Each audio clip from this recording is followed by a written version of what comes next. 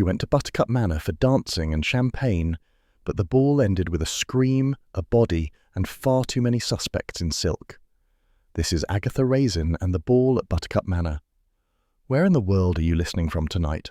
Your comments make this cozy corner feel even warmer, and don't forget to subscribe so you never miss the next mystery. The Cotswold sun had been playing its usual game of deceit that morning, all glitter and promise until one stepped outside to discover the wind had teeth. Agatha Raisin stood at her kitchen window, mug of coffee in hand, watching a thin sheet of drizzle drift over Castley's neat little gardens. The flowers looked smug, the stone cottages complacent. Everything, in short, was peaceful, and Agatha loathed it. She had endured 3 entire weeks without a single scandal, burglary, or mysterious poisoning. Even the parish council had managed a meeting without bloodshed.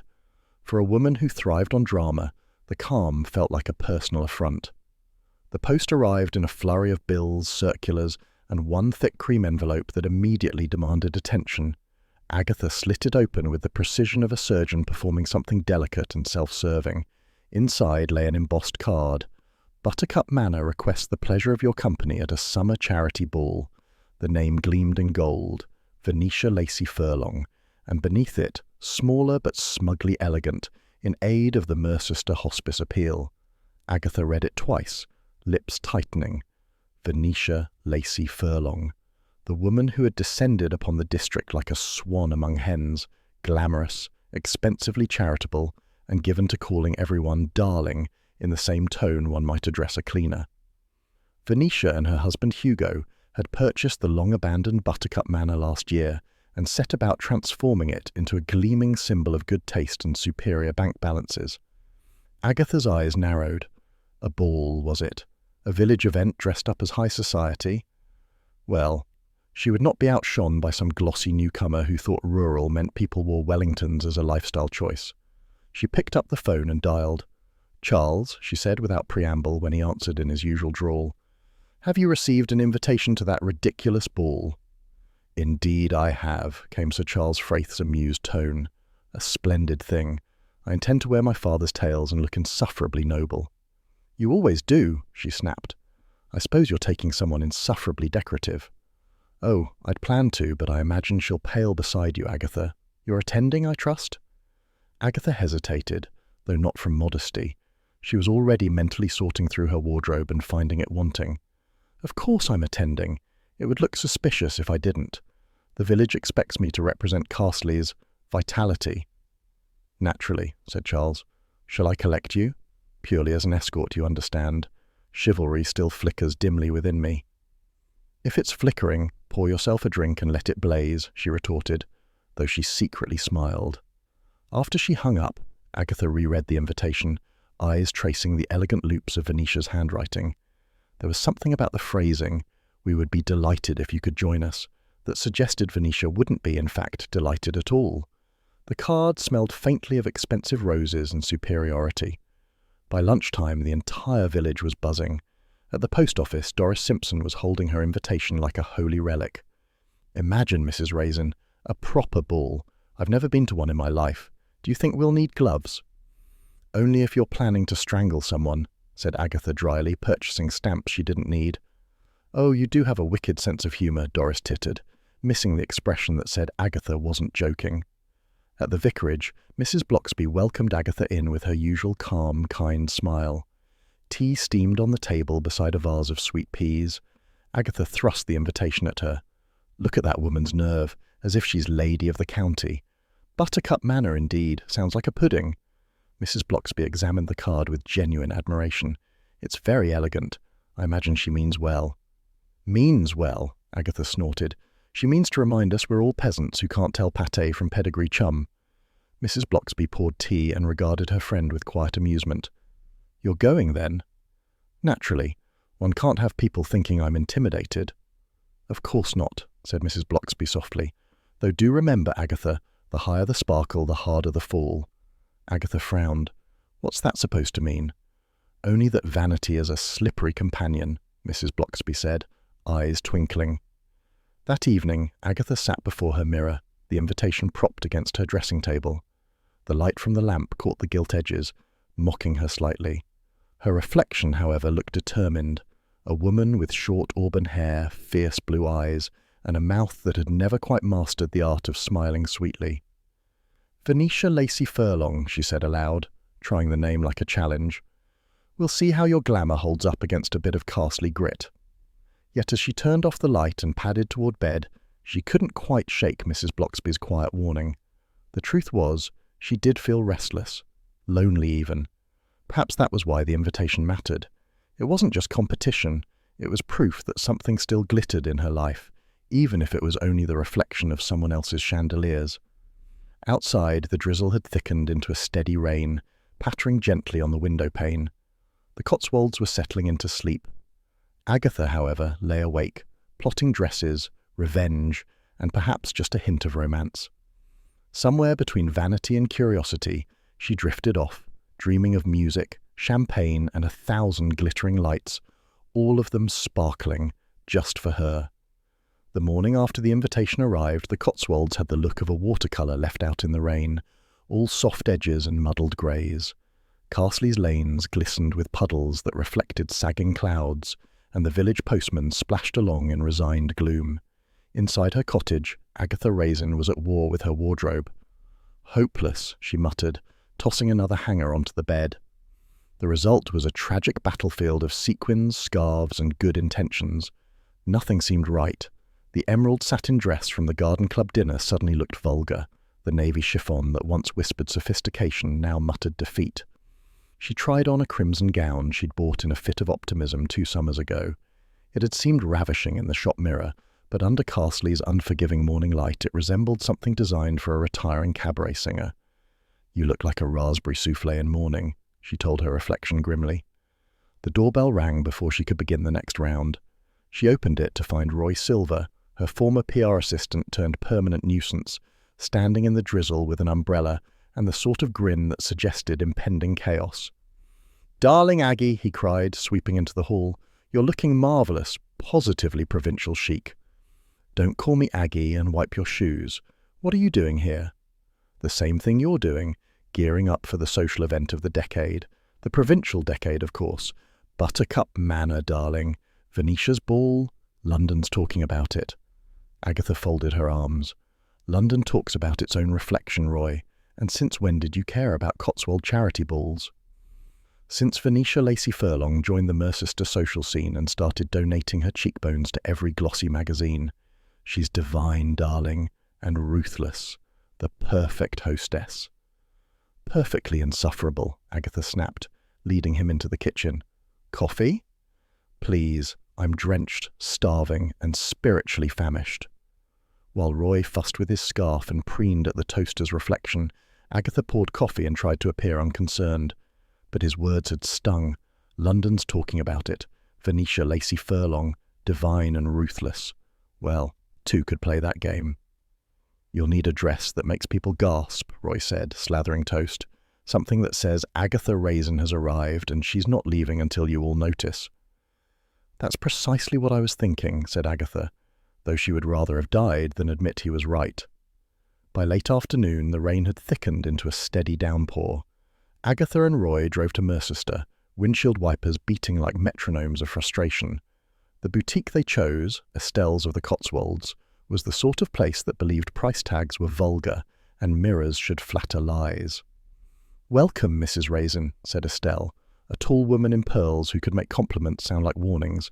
"You're preparing for the Lacey Furlong ball, I assume." "Word travels fast," said Agatha stiffly.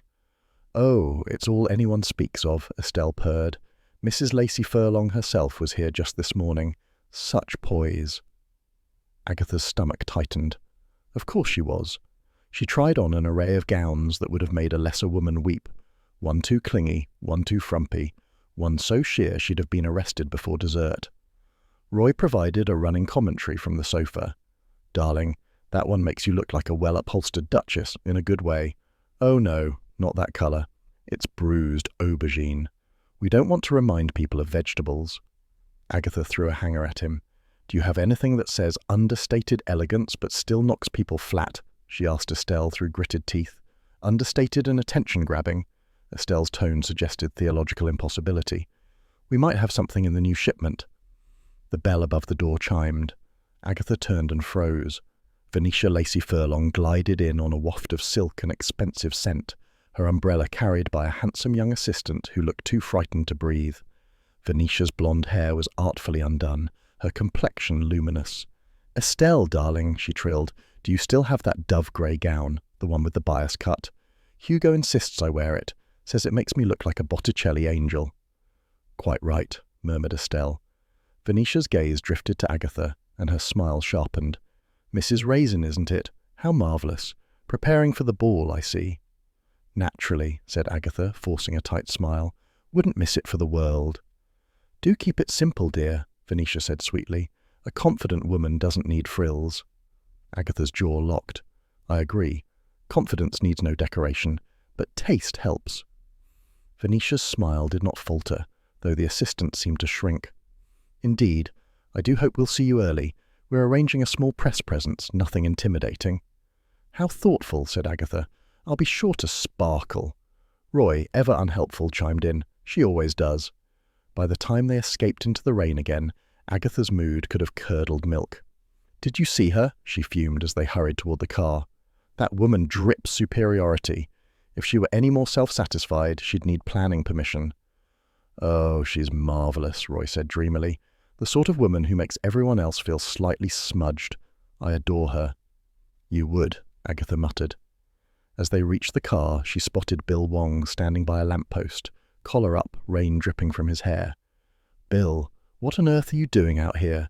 You look like a wet detective novel." "You're not far wrong," he said with a faint grin. "I was just in the area.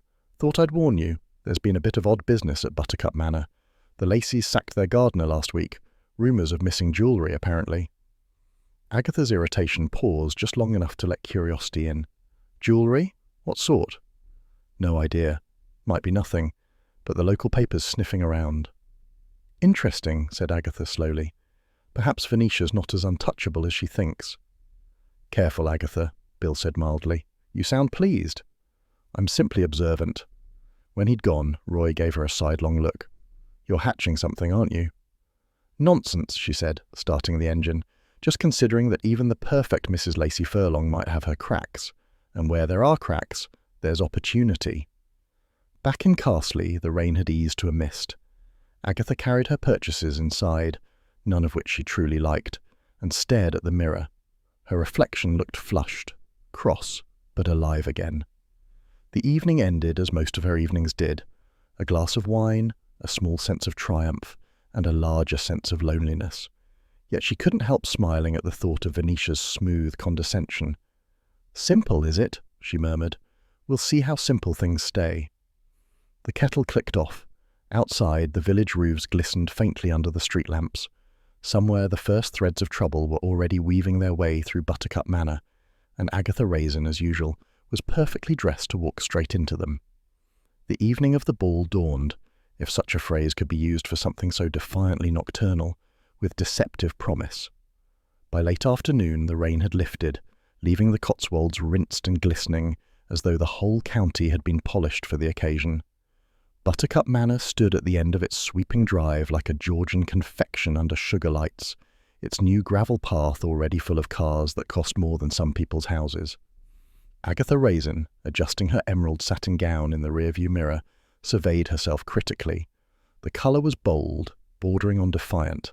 Her hair, after an hour of battle with rollers, sprays and exasperation, had achieved a precarious victory. Charles, lounging beside her in immaculate evening dress, looked infuriatingly serene. "You look splendid," he said, eyes glinting, "like a duchess about to sack the servants." "That's the general idea," she replied. "Venetia's not getting all the attention tonight." "Of course not. You'll probably outshine the chandeliers."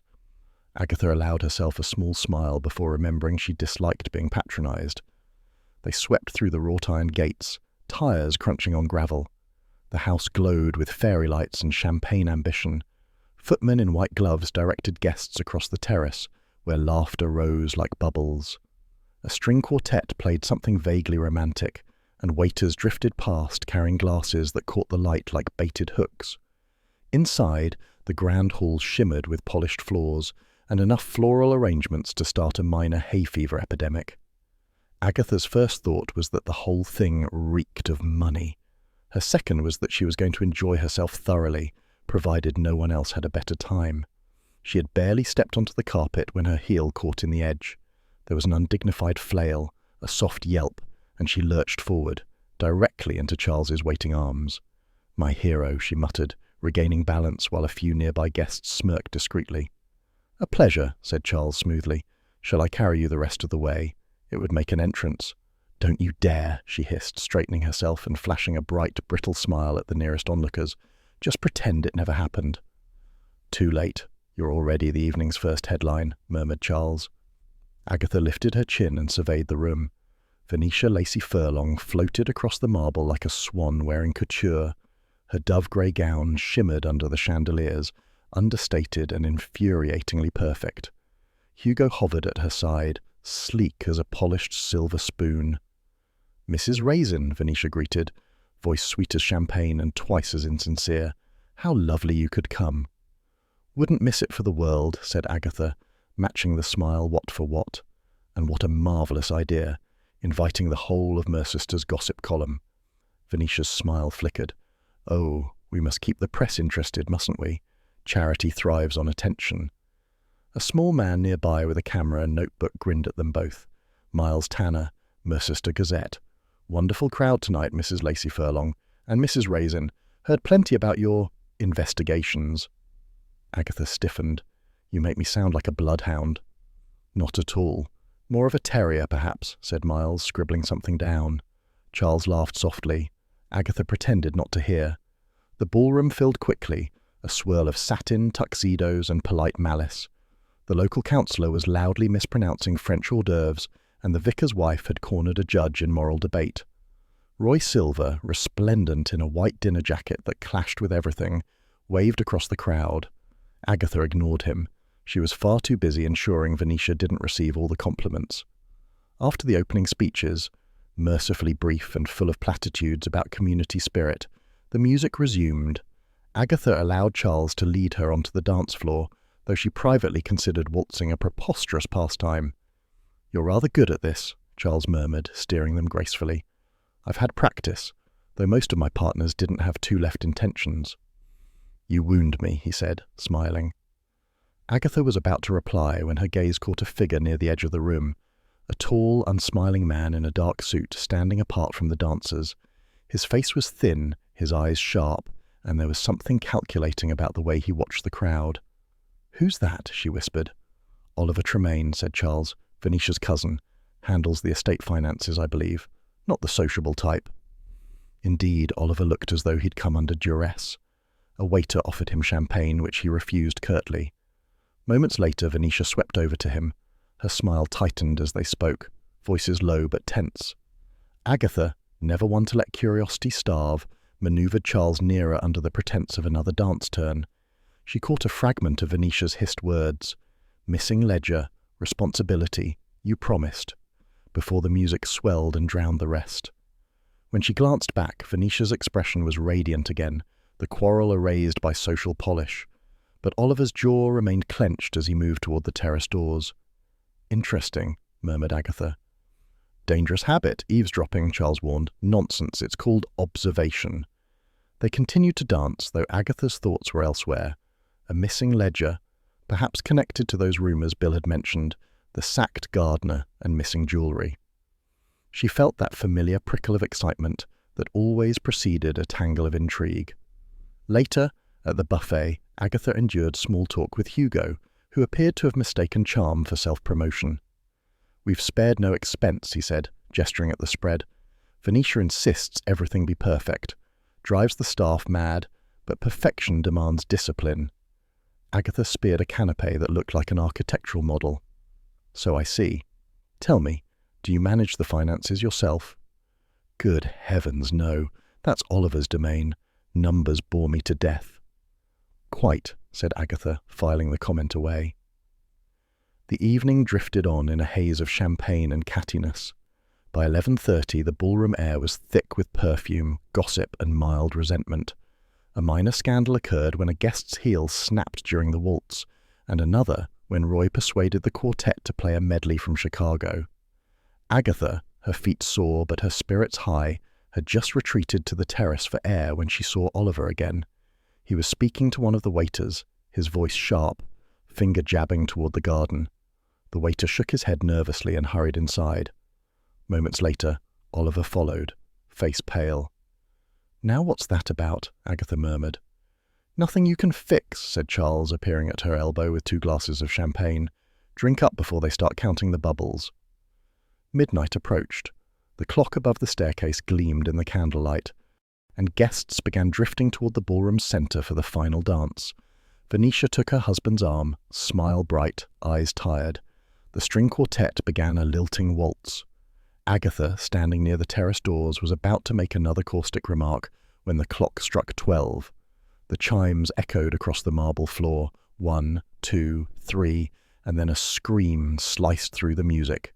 The bow of the first violin snapped mid-note. Glass shattered. Someone shouted Venetia's name.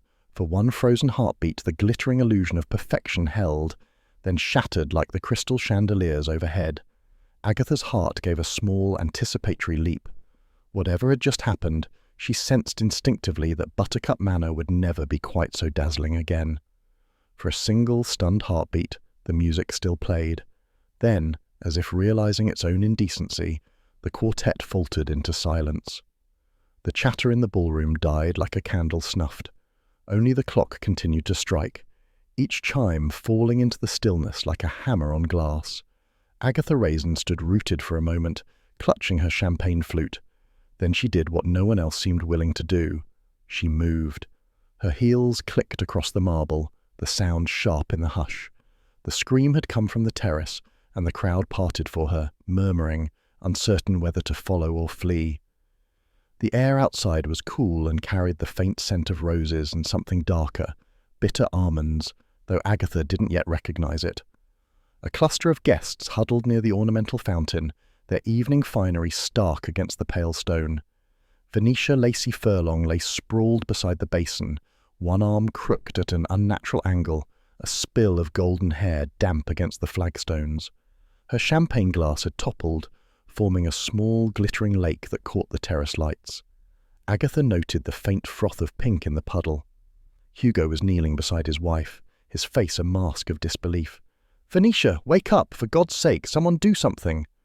"Someone should call an ambulance," murmured Charles beside Agatha, though he made no move to approach. "She's dead," said Agatha quietly.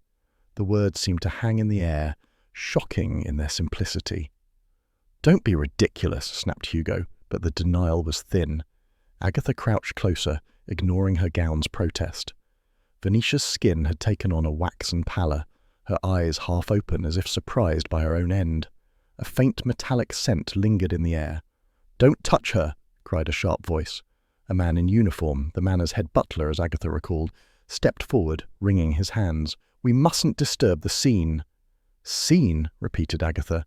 "She's not a stage prop, man. She's—" "Dead," supplied Charles gently, "and not of natural causes, unless the good Lord recently switched to cyanide as a method of calling home his favourites." Agatha looked at him sharply. "You think—" "Smell the air," he murmured. "Bitter almonds. Classic." She sniffed, wrinkling her nose. The scent was faint but unmistakable once noticed. She rose, dusting off her hands. "Then this isn't a tragedy. It's a murder." Inside, pandemonium spread in polite waves. Guests whispered in horrified tones. Some clutched their pearls, others their reputations. The vicar's wife fainted gracefully into the arms of a startled counsellor. Hugo stumbled to his feet. "Who would do this? Who would—" His voice cracked, and he pressed a trembling hand to his face. "She only took 1 sip." "Then it was quite the sip," said Charles softly. Agatha elbowed him. "Show some tact, for heaven's sake." "Tact won't revive her," he muttered, though not without sympathy. The manor staff scrambled to phone the police. Within half an hour, Buttercup Manor was awash with flashing blue lights that looked garish against its fairy tale façade. The guests were corralled into the ballroom under the watchful eyes of uniformed constables. Agatha found herself standing by the terrace doors, watching as the forensic officers moved briskly around Venetia's body. Bill Wong appeared from the drive, rain on his coat and weariness in his eyes. He paused when he saw her. Before he reached her, Hugo lurched forward, grabbing at Bill's sleeve like a drowning man. "She wasn't supposed to drink that," he choked. "It was only one glass. She wasn't supposed to drink that." A constable eased him back toward a chair, murmuring something soothing. Bill's face stayed unreadable as he gently freed his arm and moved on toward the body. "You again," he said mildly. "You've got a knack for being on the scene." "Don't look at me like that," said Agatha. "I came for a dance, not a corpse." "Still," Bill said, "you do have an unfortunate record." She sniffed. "If I stayed home every time someone died, nothing would ever get solved." Bill smiled faintly, then crouched beside the body. He examined the champagne glass, careful not to touch it. "There's residue here," he murmured, "likely cyanide from the smell." "That's what I said," said Agatha a little too eagerly. "Yes, and I'll add you to my witness list, shall I?" "Oh, go on, make it sound official," she said, but she stepped back. She watched as the medical examiner worked, noting how Venetia's jewellery gleamed even now, diamond earrings, a sapphire bracelet, a life that had sparkled too brightly to last. Inside, Hugo had been seated with a blanket around his shoulders, surrounded by sympathetic onlookers. He was babbling about how happy they had been, how Venetia had no enemies. Agatha doubted that. A woman like Venetia bred resentment as naturally as perfume. "Bill," she said, following him as he took notes, "I heard her arguing earlier, with her cousin Oliver, something about a missing ledger." Bill raised an eyebrow. "Did you now?" "Don't sound so skeptical. I may have been holding a glass of champagne, but my ears were sober." "Duly noted," he said. "Anyone else seem unsettled?" "Half the room," said Agatha, "and that's just counting the women in heels." "Try to remember specifics, Agatha," said Bill patiently. Hugo was playing host like an overgrown waiter, the butler was flapping, and Venetia herself was, well, Venetia. You couldn't miss her if you tried. Bill nodded, making a note. "We've already spoken to the staff. One of them mentioned seeing a man loitering by the garden gates before the ball. An ex-employee, apparently. Sacked gardener." "Ah, yes, the classic disgruntled servant," said Charles, joining them. "If only life imitated fiction so neatly." "Don't dismiss it," said Bill. "The man was seen near the terrace around midnight." "So was half of Mercester," said Agatha, including Oliver Tremaine, who seemed remarkably interested in avoiding eye contact with the waiters. "We'll question them all," said Bill. Agatha folded her arms. "You'll need my help." "No, Agatha," Bill said firmly. "I'll need you to stay out of it. Official investigation now." "Official, perhaps," she said, "but not necessarily efficient." He sighed, not unkindly. "Try, just once, to leave it alone." "Try, just once," she shot back, "to solve something without me." Charles chuckled, and Bill gave up arguing. By 2 a.m, most guests had been interviewed and sent home. The body had been removed. The terrace, once glittering, now looked desolate under the police floodlights. Agatha stood with Charles at the edge of the gravel drive, watching the last patrol car pull away. "You'd think," said Charles, "that after all these years people would stop dying at social events you attend." "It's hardly my fault people can't hold their cyanide," said Agatha. "Still, at least Venetia went out in style," he said lightly. Agatha shot him a look but couldn't suppress a wry smile. "Trust you to find glamour in catastrophe." "It's my upbringing. We were taught to appreciate a good exit." She looked back at the house, its windows dark now, the laughter replaced by echoing silence. Somewhere beyond the hedgerows, a police radio crackled, the only sound in the night. Bill approached, his notebook tucked under one arm. He looked tired. "I'll be in touch tomorrow," he said. "Toxicology will confirm it, but it's cyanide, all right. Likely in the champagne glass. Funny thing, though." "What?" said Agatha. "No lipstick on the rim," Bill said thoughtfully. "Yet she was wearing plenty." Agatha frowned. "Meaning?" "Meaning," he said. "She may not have drunk from it at all." He gave her a nod and walked away into the mist. Agatha watched him go, her mind already spinning possibilities. Beside her, Charles yawned delicately. "You're plotting again, I can tell." "Nonsense," she said, though her pulse quickened. "Just thinking." "Same thing in your case." Agatha smiled faintly, pulling her wrap tighter against the chill. The night smelled of damp grass and danger, and she couldn't help admitting, to herself alone, that she was already rather enjoying it. Morning came late to Carsley, and with it, gossip. The village was humming, not with bees, but with speculation, the human sort, far noisier and infinitely less productive. From the butcher's to the post office, every conversation began with a whisper and ended with a knowing look. "Terrible business," said Mrs. Cartwright at the shop counter. Of course, I knew her cousin's dog groomer. Said Venetia could be a bit... "A bit what?" asked her customer eagerly. "A bit too beautiful for her own good." By 9:30, the tale had expanded to include poison hidden in perfume, a vengeful ex-lover from Cirencester, and the vicar's wife's certainty that the whole thing was a lesson to us all about pride. Agatha Raisin, meanwhile, was feeling rather pleased. Her phone had rung incessantly all morning with just checking in calls that began in sympathy and ended in interrogation. For once, she was the undisputed epicenter of Castley's excitement, and she was enjoying it more than she cared to admit. She sat at her kitchen table, coffee in hand, reading the Mercester Gazette's front page, Buttercup Ball Turns to Tragedy. Beneath the headline was a photograph of the manor bathed in police lights, and to Agatha's delight, a small inset of herself beside Charles, captioned "Local Sleuth Attends Fatal Festivity." "Sleuth," she murmured with satisfaction. "Has a ring to it, doesn't it?" Charles, who had dropped in uninvited as usual, was buttering toast. "So does suspect, my dear.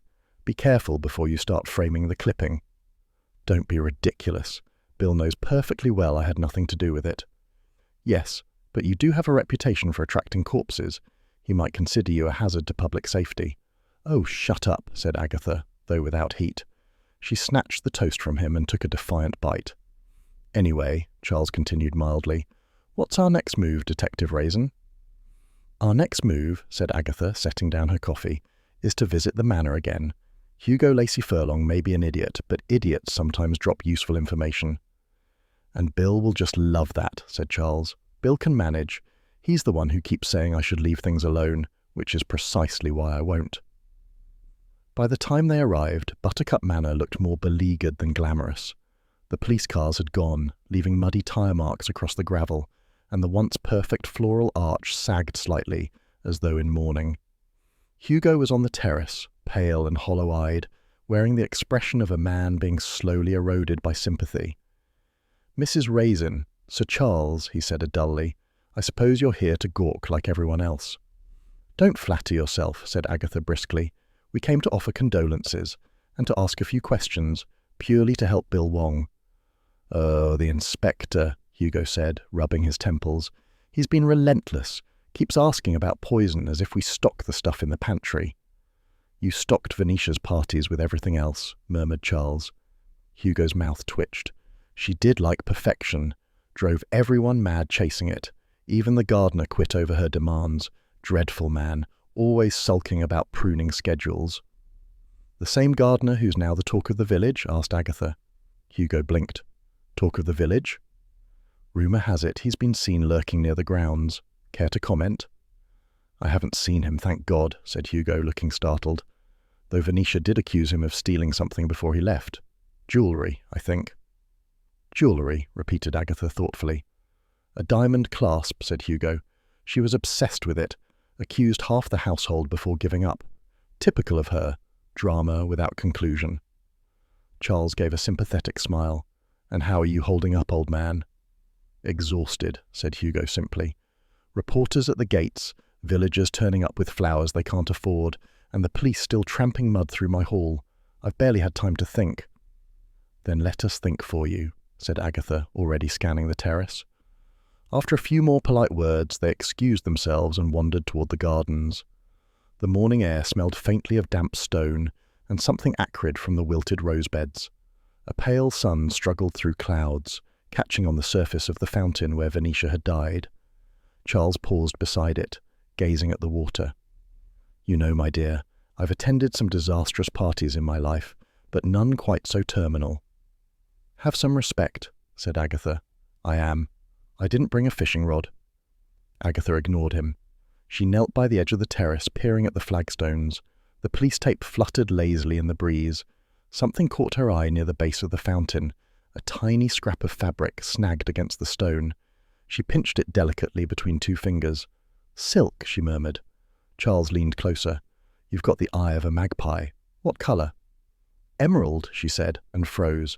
"The same as my gown." "Oh dear," Charles said cheerfully. Perhaps you dropped it when you were admiring yourself. Don't be idiotic. My dress was intact when I left. I checked. Of course you did. Agatha pocketed the fragment.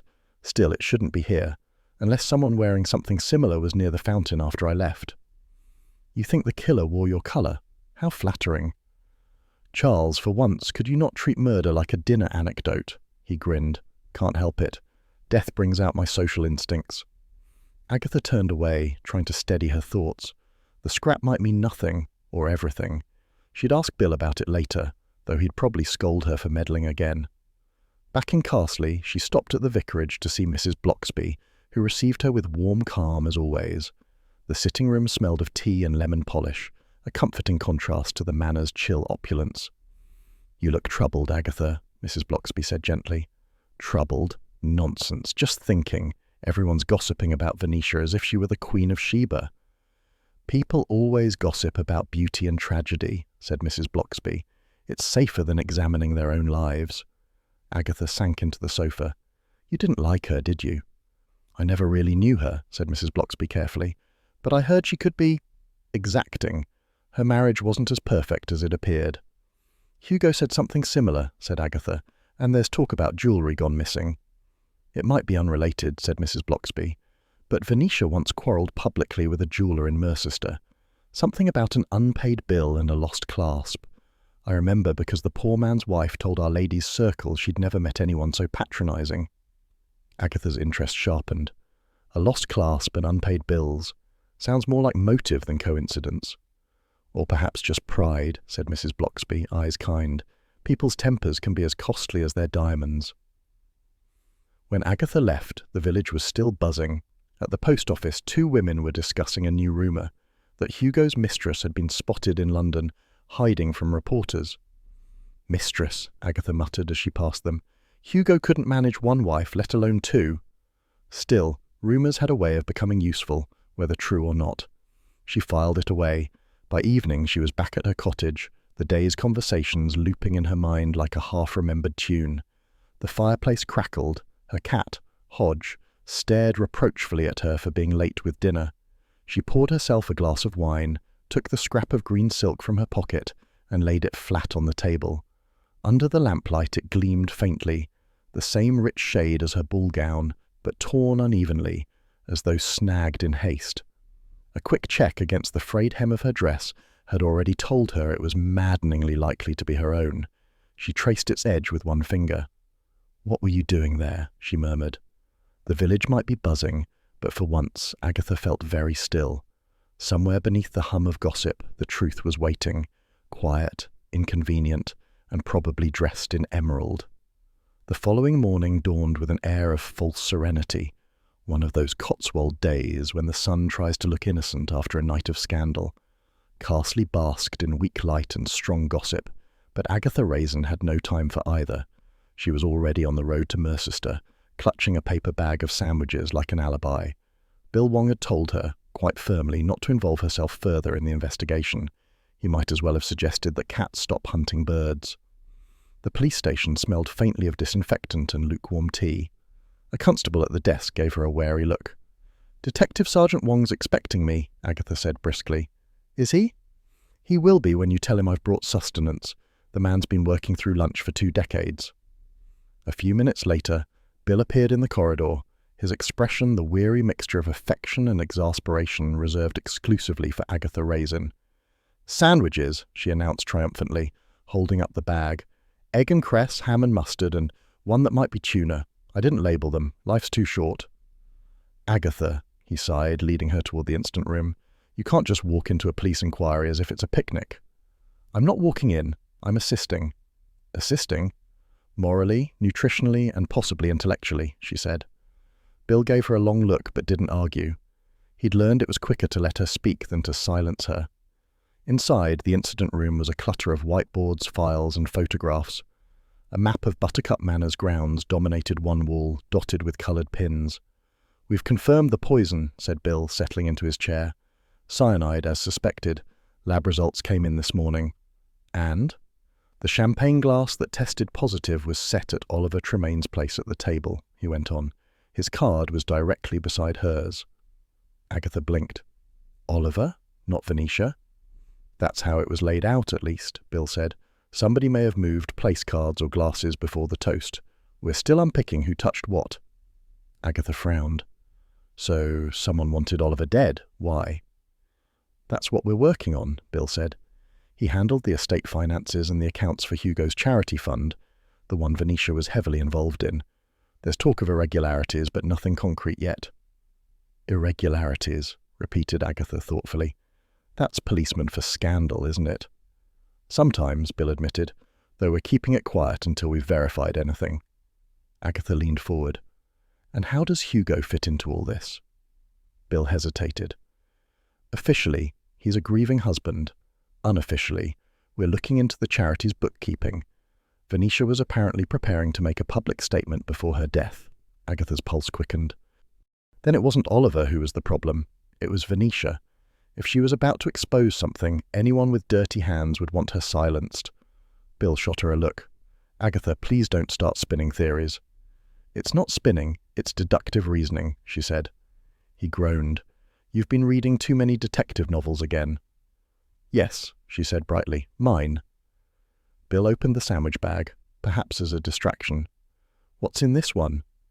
Danger and cholesterol, said Agatha. A young constable poked his head through the door. Sir, the housemaid from Buttercup Manor's here for her interview. Send her in, said Bill. Agatha perked up immediately. Don't look at me like that, she whispered. I'll stay quiet, like a mouse. Bill sighed. The kind of mouse that plays the trumpet, perhaps. The maid, a pale girl with nervous hands, entered and perched on the edge of the chair. Her name was Maddie, and her eyes were swollen from crying. You worked closely with Mrs. Lacey Furlong, Bill asked gently. Not really, sir. She mostly gave orders through the housekeeper, but she was particular. Everything had to be perfect. The glassware, the table settings, even the order of the place cards. Agatha's ears pricked up. The place cards. Bill shot her a warning look.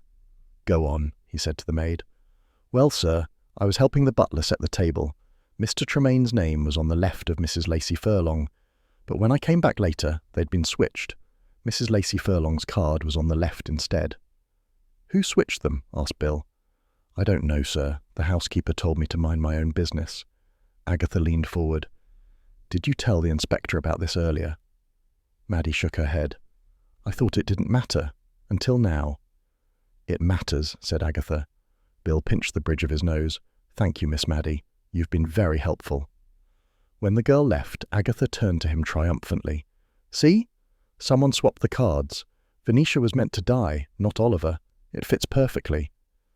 Agatha, we don't jump to conclusions. Oh, nonsense. You leap to conclusions all the time. Only you call them lines of inquiry. Before Bill could reply, her phone buzzed. She glanced down. Roy Silver. Speak of the devil, she muttered, stepping aside to answer. Aggie? Roy's voice fizzed with excitement. You sitting down? Unfortunately, yes.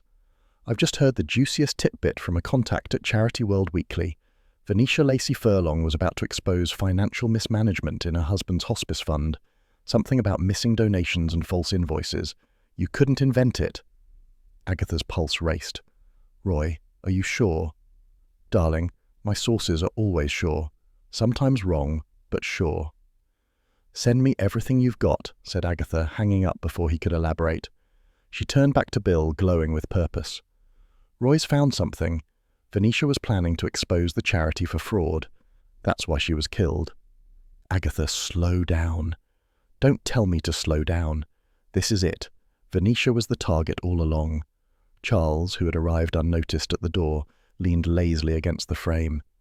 I must say, your timing is impeccable. Every time I visit, there's a fresh corpse or a revelation. Never a dull morning. What are you doing here? Agatha demanded. I came to rescue Bill from you, said Charles cheerfully. How's that going, old chap? Bill gave him a despairing look. Badly. We'll go, Agatha announced, snatching up her handbag. We've work to do. Agatha, Bill began, but she was already halfway down the corridor. They drove back to Buttercup Manor under a pale afternoon sun. The house loomed like a tired ghost, its grandeur slightly diminished. Hugo answered the door himself this time, wearing a dark suit and a strained politeness. Back again, he said, voice brittle. "We left some questions behind," said Agatha. "About Venetia's charity work." Hugo stiffened. "I've already spoken to the police." "Yes, but you haven't spoken to me," said Agatha. Charles, smiling suavely, intervened. "We only hope to clear up a few social details. You know how people talk." Hugo hesitated, then stepped aside. 5 minutes. I'm exhausted." The study was neat to the point of sterility. Venetian blinds filtered the light into slats across the mahogany desk. Hugo poured himself a whiskey, his hand unsteady. "Venetia was planning something before she died," Agatha said. "A public statement. Do you know what about?" He shook his head too quickly. "She was always planning something. Garden redesigns, charity galas. I lost track." "Did she know about the irregularities in your charity accounts?" asked Charles, tone smooth as silk. Hugo's glass froze halfway to his lips. "What are you implying?" "Nothing at all," said Charles lightly. "Merely curious." Agatha watched him closely. The man was sweating. His cufflinks gleamed too brightly. His composure stretched thin. "If you're finished accusing me," he said coldly, setting down the glass, "I'd like you to leave." "Of course," said Agatha, rising. "You'll hear from Bill soon enough." On their way out, she paused in the hall, pretending to admire a portrait. Hugo's dinner jacket from the night of the ball hung on a chair nearby, waiting for collection by the dry cleaners. She reached out idly, fingers brushing the breast pocket, and felt something folded inside. She withdrew it quickly, a white linen napkin, slightly crumpled, faintly scented with Venetia's perfume. Across one corner was a fresh streak of lipstick, same bold crimson she'd worn that night, but glossier, as if newly applied. Agatha stared at it for a long moment. Charles peered over her shoulder. "Souvenir?" "Evidence," she said quietly, slipping it into her handbag. As they stepped into the pale evening, the air smelled of damp leaves and whiskey fumes. Agatha felt the first true stirrings of certainty, that beneath the glamour and gossip the truth was beginning to show its lipstick. "You're smiling," said Charles as they reached the car. "Am I? Like a cat that's just remembered where it buried the cream." "Perhaps I have," said Agatha. "Perhaps I just have." The drizzle had returned, soft and persistent, the sort of rain that didn't soak you outright but conspired with time to make you regret optimism. Buttercup Manor loomed ahead, its windows dull with evening light, its grandeur fraying at the edges like a once beautiful dress left too long in the wardrobe. Agatha Raisin parked her car beside the hedgerow and regarded the house with narrowed eyes. She'd told Charles she was merely going for a little walk, which was technically true if one counted trespassing as aerobic activity. Bill had refused to share updates, Roy was too busy gossiping on radio chat shows, and Mrs. Bloxby had advised patience, a virtue Agatha considered both overrated and underused. She slipped through a side gate and found herself on the path leading to the gardens. The drizzle whispered against the box hedges, and the scent of wet earth hung heavy in the air. A security light flickered to life, revealing rows of manicured shrubs and flower beds that looked mournfully unattended. A voice emerged from the shadows. "Evening, Mrs. Raisin." Agatha jumped, clutching her handbag like a shield. Out from the gloom stepped a burly man in a damp overcoat, torch in hand. His face was ruddy, his boots caked in mud. "Good grief, you nearly frightened me to death," she said sharply. "Who are you?" "Name's Gary Phelps. Used to be the gardener here till her ladyship." He stopped, correcting himself. "Till Mrs. Lacey Furlong gave me the sack." "Ah, the infamous gardener. I heard you were seen near the house the night Venetia died." Gary's brow furrowed. I was nearby. Got myself work with a security firm now, patrolling the grounds till things settle. I didn't kill her, if that's what you're thinking." "I never said you did," said Agatha, though her tone suggested she had considered it. "So what did you see?" He hesitated, shifting his torch beam over the glistening lawns. "Was making my round near the side gate about 11:45. Saw Mrs. Lacey Furlong out on the path toward the fountain. Not alone, neither. She was arguing with a woman in a red shawl." Agatha's interest sharpened. "A woman? Who?" "Didn't recognize her. Too dark. But they were proper going at it.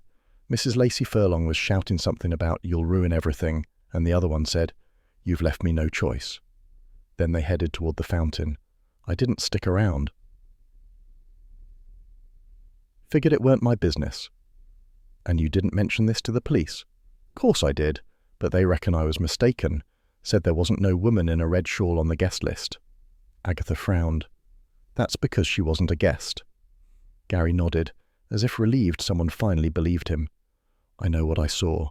And I know that smell too. That perfume she always wore. Heavy stuff made me sneeze. Belle de Nuit, Agatha murmured. That's the one. He tipped his cap. If you're poking around, be careful. This place has bad luck written all over it. Luck doesn't kill people, said Agatha. People do. When he had gone, she stood for a moment beneath the dripping trees, her mind whirring. A mysterious woman in a red shawl, Venetia arguing near the fountain, and that cursed perfume, the scent that lingered even now on the breeze. She followed the path toward the conservatory, where the garden lights cast a dim, greenish glow. The door stood ajar, its latch broken. She pushed it gently, wincing as it creaked. Inside, the air was damp and stale. Broken glass crunched beneath her heels. The space smelled of soil, decay, and faintly, unmistakably, of bitter almonds. Agatha wrinkled her nose. Cyanide again. The same acrid trace that had hung in the air the night Venetia died. Not exactly subtle, she muttered. On a low table lay a scattering of flower pots, a few overturned, their earth spilled across the tiles. She bent to pick one up, frowning as she noticed something glinting beneath the soil. A small glass bottle lay on its side, its label smudged but legible. Belle de Nuit. The stopper was missing. Agatha turned it in her hands, careful not to touch the neck. Empty. Beneath the heavy floral sweetness there was the same faint bitter reek Bill had described from the lab. Cyanide threaded through perfume, straight from the greenhouse stores. The scent clung to her fingers like guilt. So you were here, she said softly. But why? The door banged suddenly behind her, making her jump. Good grief, she hissed, spinning around. Charles Fraith stood in the doorway, rain dripping elegantly from his hair. You really must stop sneaking up on people, she snapped. I wasn't sneaking. I was following the world's worst liar. Just a little walk, indeed. You left your porch light on. Amateur mistake. If you've come to scold me, don't bother. I'm busy. He stepped inside, surveying the chaos with amused curiosity. Breaking and entering? How enterprising of you. Investigating, said Agatha crisply. There's a difference. You're sure? Because the law tends to blur those lines. She ignored him, gesturing at the perfume bottle. Recognize that? He leaned closer, sniffing delicately. Venetia's trademark. She once spilled half a bottle on my shoes at a charity dinner. Took weeks to remove the smell. And the memory. Agatha glared. Gary Phelps, the ex-gardener, says he saw her here that night, arguing with a woman in a red shawl. How romantic, murmured Charles. Hardly. He said they were shouting, then they went toward the fountain. Charles raised an eyebrow. And you believe him? Why shouldn't I? Because people who've been sacked seldom see clearly through their resentment. He's an easy scapegoat, or a willing storyteller. Agatha frowned. He had a point, though she disliked admitting it. Even so, there's something off about this. Why would Venetia meet someone in secret during her own ball? And if it was just her sister? Her sister? Yes, Venetia's sister arrived from Bath 2 days before the ball. Red shawl, according to the housekeeper, claimed she'd left early that evening because of a migraine. Charles smiled thinly. How convenient. They searched the conservatory in silence for a while, the patter of rain providing a rhythm to their thoughts. In the corner, Agatha noticed faint muddy footprints. 2 sets, one smaller, pointing toward the door, the other larger, deeper, leading back toward the garden. Look at this, she said. Someone left in a hurry. Or chased someone, Charles said quietly. They followed the prints out to the terrace, where they faded into the wet stone. The fountain gurgled faintly in the drizzle, the sound oddly mournful. Agatha crouched beside one of the flower pots lining the path. Her hand brushed against something rough, a scrap of paper wedged beneath the pot's edge. She tugged it free, unfolding it carefully. The handwriting was hurried but legible. Meet me by the fountain, one last chance to put things right. Well, said Charles after a pause, that's practically an engraved invitation to disaster. She must have written it, said Agatha. Venetia, I mean, or someone luring her out. Either way, he said, they succeeded. Agatha stared at the note, feeling the familiar thrill that came when the pieces began to shift, revealing shapes beneath the noise. Yet with the thrill came something else, pity perhaps, or the faint chill of inevitability. "You know," said Charles gently, "you're enjoying this." She looked up sharply. "Don't be ridiculous. A woman's dead." "Yes, but you come alive when someone dies. I don't say it unkindly. It's simply true." Agatha's lips thinned. "Better to come alive than drift through life bored senseless." He smiled. "Touché." They left the conservatory just as the drizzle thickened into rain. The path glimmered under the security light, silver and lonely. Behind them the empty house seemed to brood, full of secrets and perfume ghosts. As they reached the car, Agatha tucked the letter safely into her bag. "So what now?" Charles asked. "Now," she said, "I find out who wore the red shawl, and whether they've still got it." "And if they haven't?" "Then," said Agatha, glancing back at the manor, "I'll know they've got something far more dangerous to hide." The rain hissed against the windscreen as they drove away, Buttercup Manor shrinking into the mist behind them. Agatha sat quietly, watching the headlights carve pale tunnels through the drizzle. Somewhere between vanity and vengeance she felt the old familiar pull, that curious, inconvenient excitement of being right on the edge of knowing. The following afternoon was all deceptive sunshine and concealed motives. A thin film of gold lay over the Cotswolds, but the air beneath was sharp, and the gossip even sharper. Agatha Raisin, seated at her kitchen table, scowled at her untouched cup of coffee as if it had personally betrayed her. Charles Frayth had done precisely what she'd expected him to do, something charming, aggravating, and completely without consultation. "Hosting drinks for the manor circle," she muttered aloud. "My idea, my suspects, my investigation, and he swans off playing the gallant host." Hodge, her cat, blinked from his perch on the windowsill, unimpressed. Agatha snatched up her phone and jabbed at Charles's number. He answered on the third ring, sounding far too cheerful. "Aggie, darling, how delightful." "Don't you darling me. I hear you're throwing a little soirée tonight, without me." "Ah, well, it's not so much a soirée as an informal exchange of pleasantries. One must appear sociable to extract information." "One must invite me if one expects results," said Agatha furiously. "I'm sure you'd make quite an impression," he drawled, "but you'd also terrify them into silence. I'm cultivating trust, not panic." "Trust? From a pack of liars and social climbers? You'll get more honesty from a tax return." "Exactly why they'll talk to me," he said smoothly. "They'll assume I don't care." "And you don't." "No," Charles agreed, "but it's terribly effective." He hung up before she could retort.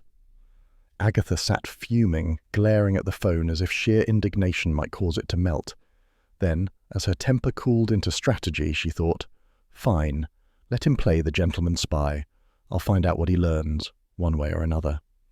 By early evening, Charles's manor house in Upper Carsley looked indecently inviting. Lamps glowed through mullioned windows, and laughter floated out into the cool twilight. Agatha stood across the lane, half hidden by a yew hedge, the picture of thwarted curiosity. She could see the silhouettes of guests through the drawing-room window. Hugo Lacey Furlong, looking stiff and self-important. Oliver Tremaine, pale and pinched. Miles Tanner, the journalist from the Mercester Gazette, already gesturing with his glass. Charles drifted between them with the effortless ease of someone born to charm and unbothered by conscience. Agatha muttered, "Peacock," under her breath. Still, she wasn't about to let him have all the fun. Crossing the lane, she rapped sharply on the door. It was opened by Charles's long-suffering housekeeper, Mrs. Jenks, whose resigned expression suggested that surprises were now part of her job description. "Good evening," said Agatha briskly, sweeping inside before Mrs. Jenks could protest. "Sir Charles expecting me." "Is he, madam?" "He will be when he sees me." She entered the drawing-room like a storm front. Conversation faltered. Charles, holding a glass of whiskey, smiled with alarming calm. "Ah, Aggie, how delightful. Everyone, you know Mrs. Raisin, Carsley's own private investigator and occasional national scandal." "How nice to be reduced to 2 titles," said Agatha, forcing a smile. Hugo looked as if he'd swallowed a bad oyster. Oliver turned away, pretending deep interest in a canapé. Miles Tanner grinned, always eager for drama. "We were just discussing the tragedy," Miles said, voice oily. and how one never really knows what goes on behind those manor walls. I'm writing a piece about it. The Beautiful Dead, Secrets of the Cotswold Elite." "Catchy," said Agatha dryly. "And libelous, I hope," he smirked. "It'll sell papers." "So did snake oil," she retorted. Charles intervened smoothly. Now, let's be civilized. Another drink, Hugo?" Hugo shook his head. His eyes were glassy, his tone brittle. "I shouldn't be here at all. Venetia would have hated gossip." "And yet," murmured Agatha, "she was planning to sell plenty of it herself." The room stilled. Hugo turned on her, colour rising. "What did you say?" "You heard me.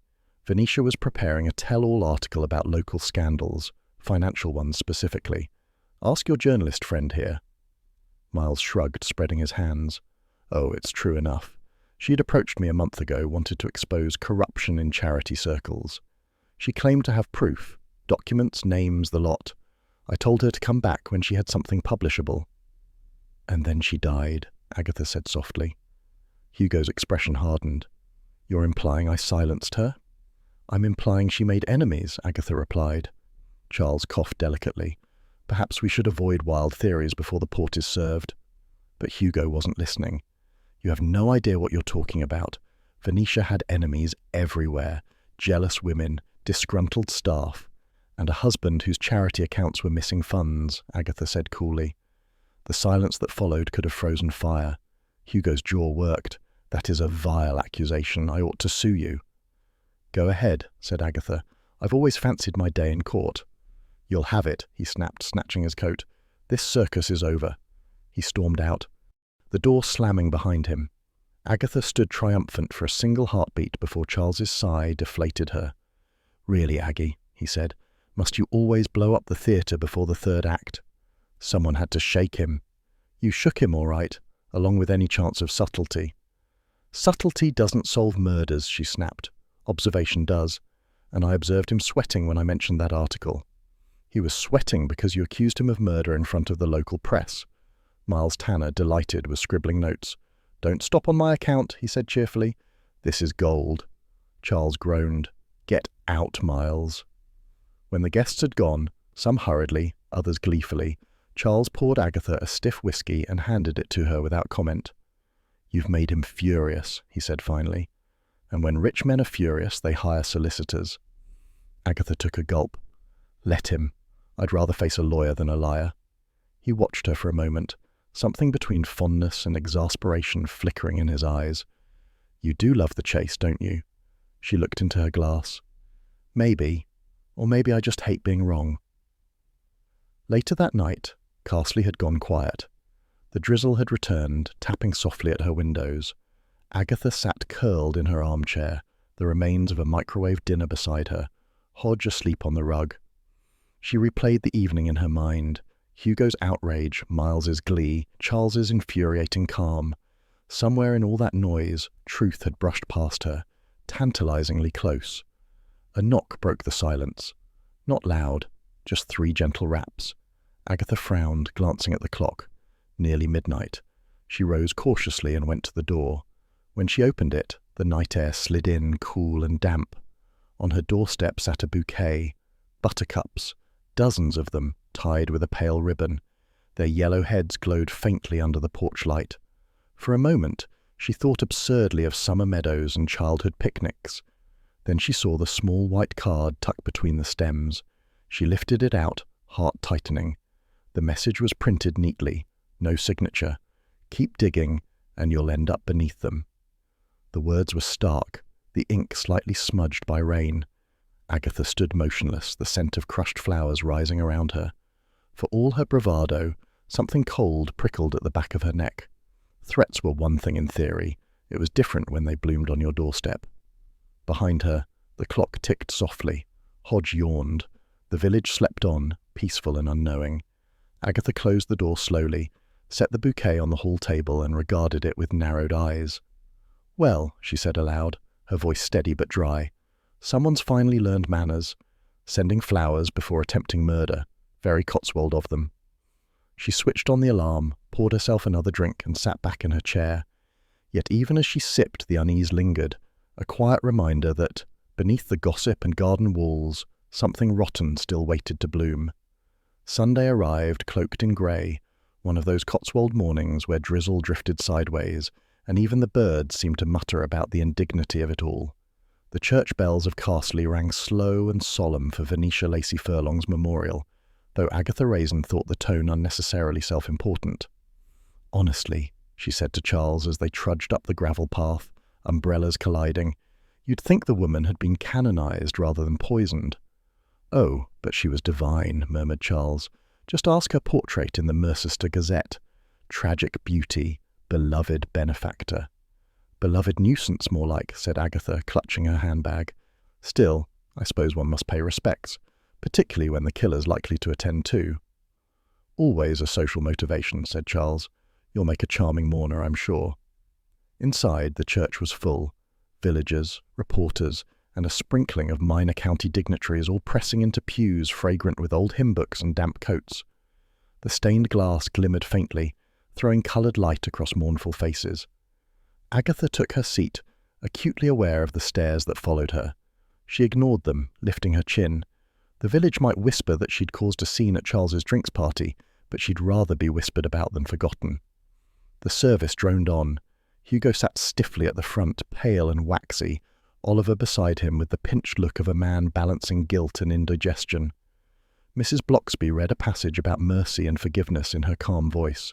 Agatha, watching, wondered if the Reverend's wife ever suspected how many dark hearts sat politely before her each Sunday. When the vicar reached the communion, Agatha's attention wandered. She admired Mrs. Bloxby's poise, considered the scandal of Hugo's missing charity funds, and reflected, not for the first time, that no Cotswold church event was complete without a faint whiff of hypocrisy and sponge cake. Then came the gasp. It began in the front pew. A ripple, a muffled cry. Oliver Tremaine had risen to take communion, accepted the chalice, sipped, and promptly swayed. His face drained of colour. The cup slipped from his fingers, clattering to the stone floor. "Oh, for heaven's sake," muttered Agatha, already on her feet. Chaos bloomed. Voices rose, pews scraped. Someone screamed. Mrs. Bloxby tried to hush the crowd. Charles grabbed Agatha's arm as she surged forward. "Agatha, don't tell me not to interfere," she snapped, pushing past him. By the time she reached Oliver, he was slumped against the rail, gasping faintly, the overturned chalice beside him. Bill Wong knelt at his side, summoned, no doubt, by grim professional instinct. "Cyanide," he murmured. "Again?" said Agatha. He nodded grimly. "Smaller dose, but same signature. Bitter almond scent on the rim." "You'd think even murderers would find some variety," she muttered. Oliver groaned, eyes flickering open. "Accounts," he croaked. "Unfinished. Accounts." "What does that mean?" Agatha demanded, but he'd already slipped into unconsciousness. "We're calling an ambulance, but," said Bill, "you, out of the way." Agatha reluctantly stepped back, mind spinning. Unfinished accounts. It couldn't just be bookkeeping, not after Roy's discovery about the Buttercup Fund. She'd told him to dig into the charity's bank records for gossip fodder, and he'd delivered a treasure trove. Roy had rung her the night before, breathless with glee. "Aggie, darling, you'll love this. The Buttercup Fund, Hugo's pride and joy, has a secret side account under the same name. Money's been funneling into it for months. Tens of thousands. Transfers from donors, anonymous contributions. Classic laundering." "Who controls the account?" she'd asked. "No idea. It's tucked under an offshore trust. But Venetia must have found it. It fits your theory. She was going to expose the fraud." Now, standing amid the confusion of the memorial, Agatha felt the last pieces clicking, not neatly, but insistently. Venetia's exposé, Hugo's charity, Oliver's panic, and now a second poisoning attempt that conveniently failed. Someone was desperate to keep unfinished accounts unfinished. By the time Oliver was carted off to hospital and the parishioners dismissed, Carsley's rumour mill was already turning faster than the vicar's tea urn. At the Red Lion, half the village had gathered to debate the drama. Agatha and Charles sat at a corner table, cups of tea untouched. "So," said Charles, "another poisoning. You must feel validated."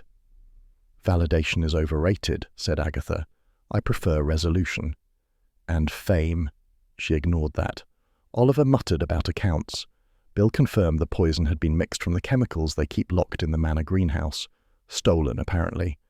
That means someone with access. Staff, family, or Hugo himself. Or, said Charles mildly, you, since you've been snooping there nightly. Don't be ridiculous. I wouldn't know cyanide from citronella. The difference is largely lethal. She shot him a look. If you're not going to be useful, drink your tea quietly. No danger of poisoning here, he said, sipping obediently. Pub teapots are immune to glamour and crime. Agatha sighed, fishing in her handbag for her mobile. Roy? Aggie, I was just thinking of you, came his exuberant voice. Castley's trending again. Murder in the Cotswolds. You're practically a brand. Shut up and listen. The killer tried again. Oliver this time. Find out who benefits financially if the Buttercup Fund collapses. Already on it. But guess what? The secret account's been accessed twice since Venetia's death, both times from a local IP address. Meaning? Meaning the killer's panicking, maybe moving money before someone traces it. Oh, Aggie, it's so deliciously sordid. It'll be more than sordid if I end up next, she said darkly, hanging up. Charles leaned back. So, what's your plan, apart from making Bill's life miserable? Simple, said Agatha, eyes gleaming. We flush the killer out. How? By being irresistible, he groaned. Again? Not that way, you fool. I'm hosting a tea at my cottage, inviting everyone with a motive. Hugo, Oliver if he's fit enough, the housekeeper, even that wretched journalist. I'll call it a friendly chat to clear the air. People love appearing innocent in public. It's practically a hobby in this village. And you'll serve what exactly? Tea and suspicion? Exactly, said Agatha. The next afternoon was thunderous, literally. Clouds had gathered thick and bruised over Castley, the air humming with electricity. Agatha moved briskly about her kitchen, arranging teacups and pretending not to notice the tremor in her hands. Mrs. Bloxby had offered to help, bringing scones and quiet reassurance. "Are you sure this is wise?" she asked gently. "Of course it's not wise," said Agatha, "but wisdom doesn't solve murders." "No," said Mrs. Bloxby, smiling faintly, "but it does help one survive them." The guests arrived just before the storm broke. Hugo, sombre and guarded. Oliver, pale but upright, claiming miraculous recovery. Miles Tanner, notebook poised like a weapon. Charles hovered by the window, amused and faintly protective. Agatha ushered them to the table, where the best china gleamed under lamplight. Rain began tapping at the panes, a slow prelude to thunder. "Thank you for coming," she began with deceptive sweetness. "I thought we might talk, purely informally, about Venetia's death. So much confusion, you see. Terrible for the villagers' peace of mind." "Terrible for yours, you mean," said Hugo coldly. "Peace of mind is overrated," said Agatha. "Truth's more durable." Oliver shifted uneasily. "I've told the police everything." "Yes, but not me. You mentioned unfinished accounts before fainting. Care to elaborate?" His eyes flicked nervously to Hugo. I meant the charity's books. There were discrepancies. Venetia wanted to report them." "You knew about the secret account?" "What secret account?" asked Hugo sharply. "The Buttercup Fund's second ledger," said Agatha. "Money rerouted, hidden, misused. Shall I go on?" Thunder cracked outside, startling Mrs. Bloxby into crossing herself discreetly. Miles Tanner leaned forward. "Now this is the story I was hoping for." "You'll print nothing," snapped Hugo. "You can't stop the truth forever," said Agatha. "Venetia tried, and look where she ended up." For a moment, the only sound was the rain beating harder. Then slowly, Hugo smiled, a thin, humourless thing. "You think you're very clever, Mrs. Raisin, but you're out of your depth. Do yourself a favour and leave this to the police." "Oh, they'll catch up eventually," said Agatha, pouring tea with steady hands. "In the meantime, I prefer results." She handed him a cup. He took it reluctantly. Charles accepted his own with a nod. Oliver reached for one, wincing slightly. Miles scribbled notes, eyes darting between them. The conversation meandered. Gossip, accusation, denial. Agatha watched each face, each flicker of defensiveness or relief. Outside, thunder rolled closer, shaking the window panes. And then it happened. Small, fleeting, but unmistakable. As Agatha lifted her cup to sip, she caught Hugo's gaze. For a heartbeat, his eyes dropped, not to her face, but to the teacup. Then up again, too quickly. Agatha froze, cup halfway to her lips. "Something wrong?" Charles asked lightly. "No," she said, forcing a smile. "Just thinking." Hugo looked away, his jaw tightening. Lightning flared across the window, illuminating the table in ghostly white. For an instant, every detail was etched sharp. The trembling teaspoons, the sheen of sweat on Hugo's temple, the faint curl of steam from Agatha's untouched cup. She set it down carefully. "Perhaps," she said softly, "we should all be very honest with each other, before someone else ends up in the church again." The thunder answered for them, rolling deep and final over Carsley. Morning mist drifted through Carsley like a hangover nobody had quite earned. Agatha Raisin stood by her window, watching the pale outlines of cottages blur and reform, and felt an equal fog in her own mind, the kind that came only from having too many suspects and not enough breakfast. "It's time," she muttered, turning from the window with resolve. "If the truth won't come politely, I'll drag it out by the hair." Charles, lounging on her sofa in yesterday's clothes and looking offensively serene, raised an eyebrow. "That sounds violent for a Sunday." "Justice is never tidy," said Agatha. "I'm staging a reconstruction at the manor.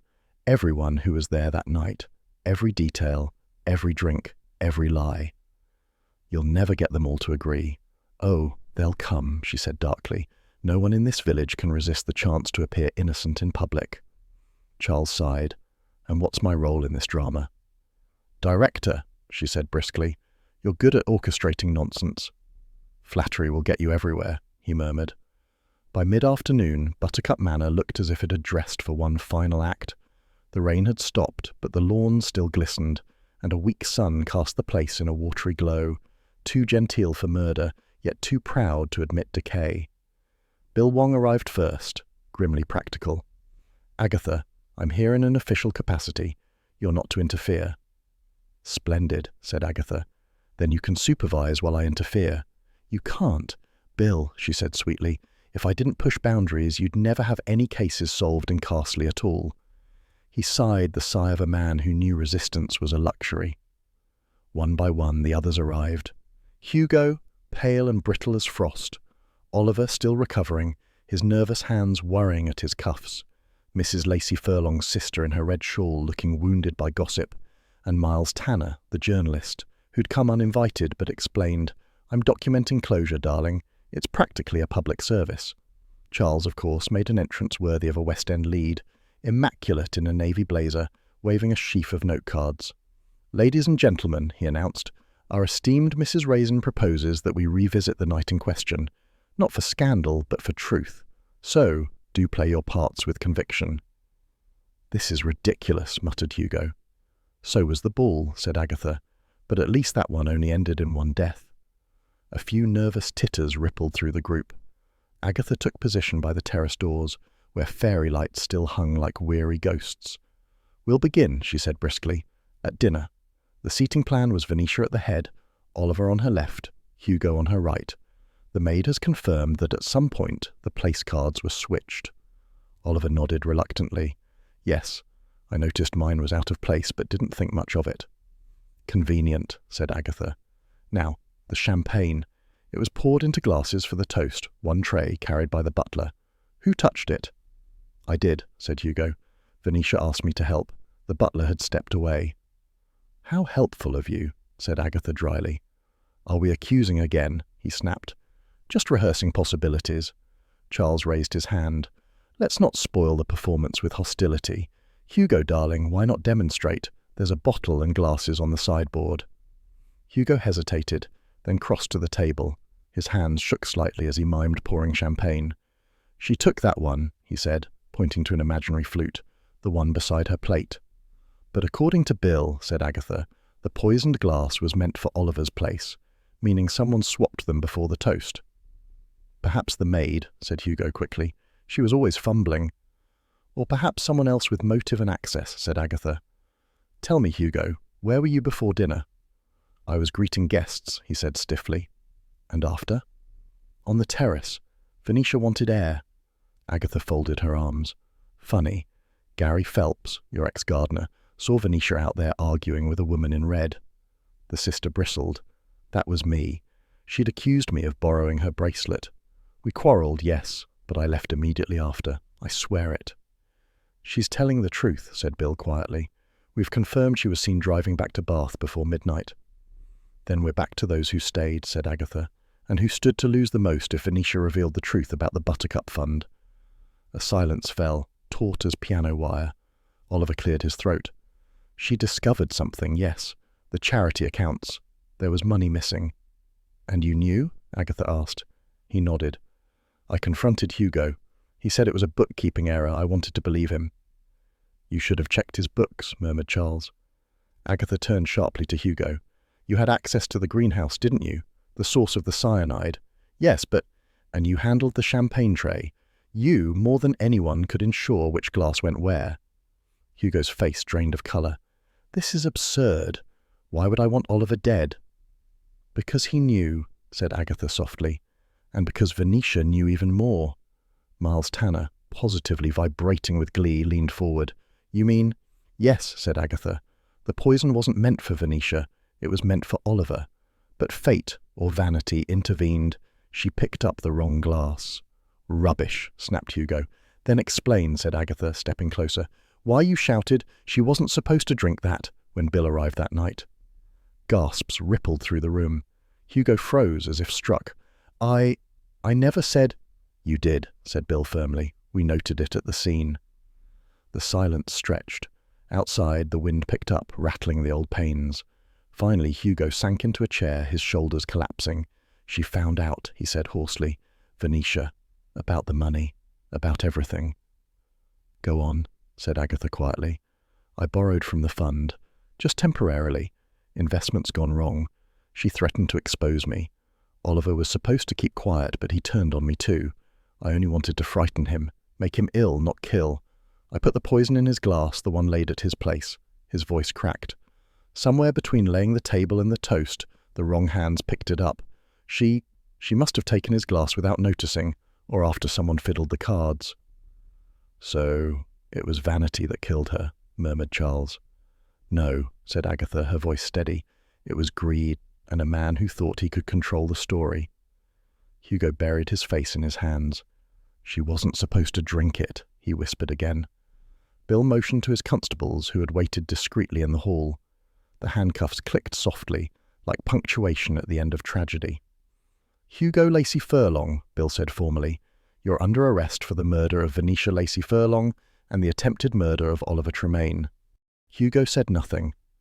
As they led him out, the old house seemed to sigh, a faint settling of dust, a door creaking shut on its own accord. When the police cars had gone and the guests drifted away, Agatha stood by the fountain where it had all begun. The evening light was fading, painting the water gold and bruised. You did it, said Charles, appearing beside her. Congratulations, my dear. Another corpse, another confession. You're becoming frightfully efficient. Efficiency has its price, she said. Don't tell me you're going sentimental on me. No, said Agatha, though her voice lacked conviction. It's just, she was a dreadful woman, but no one deserves to die because they married the wrong man. Charles regarded her for a moment. You're improving, Aggie. Empathy looks rather good on you, almost as good as vanity.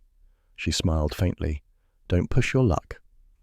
They walked back toward the house where Bill was sealing evidence bags and muttering into his radio. The terrace still smelled faintly of champagne and sorrow. It's odd, she said after a moment. When you strip away all the glamour, all the nonsense, it always comes down to something small, doesn't it? Pride, money, jealousy, never anything grand. Human nature rarely aims for grandeur, said Charles. Only survival. They reached the doorway. Agatha paused, looking back at the fountain, the ripples catching the last light like tiny mirrors. She wasn't supposed to drink that, she repeated softly. Imagine living with that thought. Imagine dying by it. Charles tilted his head, studying her. Careful, darling. You're beginning to enjoy justice more than flirting. Oh, nonsense, she said briskly, but the faintest colour rose in her cheeks. Justice doesn't buy dinner. True, said Charles with a grin, but it's cheaper than champagne. They left the manor as the first stars appeared, the night air cool and heavy with promise. Somewhere behind them, The champagne bubbles of the ill-fated ball seemed to linger still, shimmering ghosts of vanity, laughter, and consequence. Agatha didn't look back, not because she lacked curiosity, but because she knew that in Carsley there would always be another mystery, another dinner, another chance to make a fool of herself for all the right reasons. She smiled to herself, fastening her coat against the chill. "Come on, Charles," she said. "Let's find somewhere that serves proper coffee. I've earned it." "And perhaps a little adoration," he teased. "That too," she admitted. The gravel crunched beneath their feet as they disappeared into the Cotswold twilight, two figures walking toward the next story, and away from the ghosts of Buttercup Manor. Summer had returned to the Cotswolds with indecent brightness, as if the clouds themselves had agreed to forget there'd ever been a murder. Carsley basked under blue skies and the hum of lawn-mowers, its gossip mellowing into something softer, almost nostalgic. Even Buttercup Manor, now sealed and silent, looked picturesque again, the scandal already fading into local legend. Agatha Raisin, for once, was content to let the sunshine flatter her. The Mercester Gazette had printed her photograph that morning. Cotswold sleuth in satin. Mrs. Raisin cracks the case. She'd cut out 2 copies, pretending it was for her scrapbook, but secretly keeping one for her handbag. She was seated outside the Red Lion with Roy Silver, Charles Frayth and Bill Wong, an unlikely gathering that drew more stares than the case ever had. "You look positively smug," said Charles, stirring his gin and tonic with infuriating leisure. "It's called satisfaction," said Agatha. "I earned it." "You earned a warning from Bill," said Roy. "He says you nearly got yourself poisoned, darling. Again." Bill sipped his ale. "Strictly speaking, I said she was lucky. There's a difference." Agatha sniffed. "Luck favours the prepared mind." "Or the nosy one," said Charles. She ignored him, turning her face to the sun. "Honestly, you men act like it's a crime to enjoy being right." "It usually is," murmured Bill. Roy laughed, tossing back his hair. "Still, you must admit the photo's fabulous. You look like you're about to solve fashion as well as murder. That emerald dress, divine." "It was satin, not divine," said Agatha, though she smiled despite herself.